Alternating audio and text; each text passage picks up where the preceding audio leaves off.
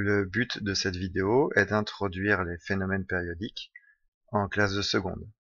Commençons par définir ce que sont les phénomènes périodiques. Alors, un phénomène est dit périodique lorsqu'il se répète identique à lui-même et à intervalles de temps réguliers. Et on considère que la durée entre deux répétitions successives, et donc identiques, est appelée la période. Alors, illustrons cette définition par des exemples.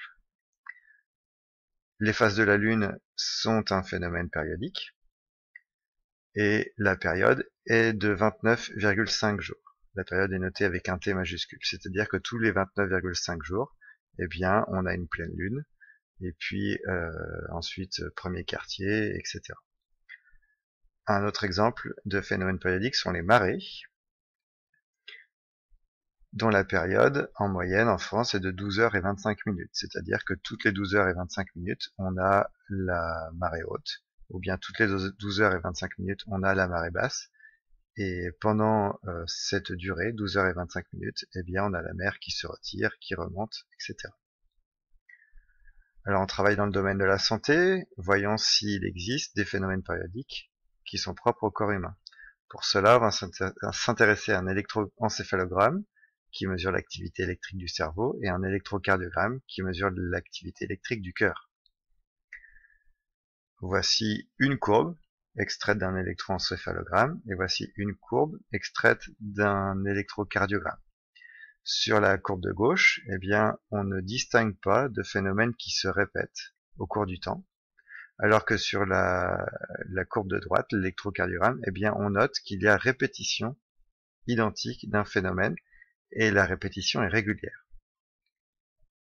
Donc, le phénomène de gauche, qui correspond à l'électroencéphalogramme, n'est pas périodique, alors que le phénomène de droite, qui correspond à l'électrocardiogramme, lui est périodique. Donc on va s'intéresser plus particulièrement à celui-ci. Il existe un motif élémentaire qui se répète. Ce motif élémentaire, eh bien, on peut le signifier par une double flèche. C'est par exemple le motif pris entre le premier pic ici et le second pic ici. Il faut que ce motif soit le plus petit possible. On peut également considérer que s'il est mesuré ce motif élémentaire entre ce petit pic et le petit pic identique suivant, ou bien les petits pics mais inférieurs, ici et ici par exemple. Alors on a symbolisé ici uniquement 3 motifs élémentaires, mais il y en aurait beaucoup plus. La durée de ce motif élémentaire est appelée la période du phénomène. Donc c'est la durée la plus courte au bout de laquelle le phénomène se répète identique à lui-même, et cette période est notée T. Donc sur un phénomène périodique, qu'on peut représenter par une courbe, eh bien on peut signifier la période avec une double flèche sur laquelle on indique la lettre T majuscule pour signifier la période. Alors, cette période, on va la mesurer, et puis il y a une autre grandeur qui est importante, qui s'appelle la fréquence. Les périodes et fréquences sont liées mathématiquement. Donc on va essayer de comprendre le lien mathématique entre les deux. Alors, la fréquence, elle représente le nombre de répétitions du phénomène sur une durée égale à 1 seconde. Pour une durée totale de 1 seconde, combien de fois le phénomène se répète? On va s'appuyer à nouveau sur l'électrocardiogramme précédent. On a vu qu'une période, par exemple, pouvait correspondre à la durée qui s'écoule entre 2 pics ici. Et puis on va considérer ici un électrocardiogramme pour lequel le cœur bat toutes les 0,25 secondes.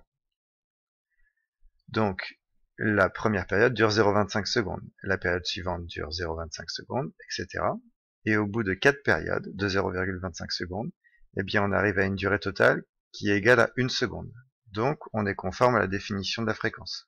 Sur une durée totale de 1 seconde, eh bien on constate que le phénomène, le battement du cœur, se répète 4 fois. Autrement dit, la fréquence du phénomène est égale à 4. Alors la fréquence, c'est une grandeur qui s'exprime en Hertz. Donc on dira que la fréquence du phénomène est égale à 4 Hertz. Le mot Hertz vient du nom d'un physicien allemand. Et ce qui nous intéresse maintenant, c'est la relation mathématique entre période et fréquence. Alors, il en existe 2 relations. la fréquence est égale à l'inverse de la période, et vice-versa, la période est égale à l'inverse de la fréquence. Attention, ces relations ne sont vérifiées, ne sont vraies, que si la période t est exprimée en secondes et la fréquence f est exprimée en hertz. On va vérifier tout de suite ces relations avec les valeurs qu'on a obtenues sur l'exemple de gauche. Eh bien, 4, c'est bien égal à 1 divisé par 0,25. Donc ici, la fréquence de 4 Hz sera bien égale à 1 divisé par la période de 0,25 secondes. Et inversement, la période de 0,25 secondes est bien égale à 1 divisé par 4 Hz, la fréquence.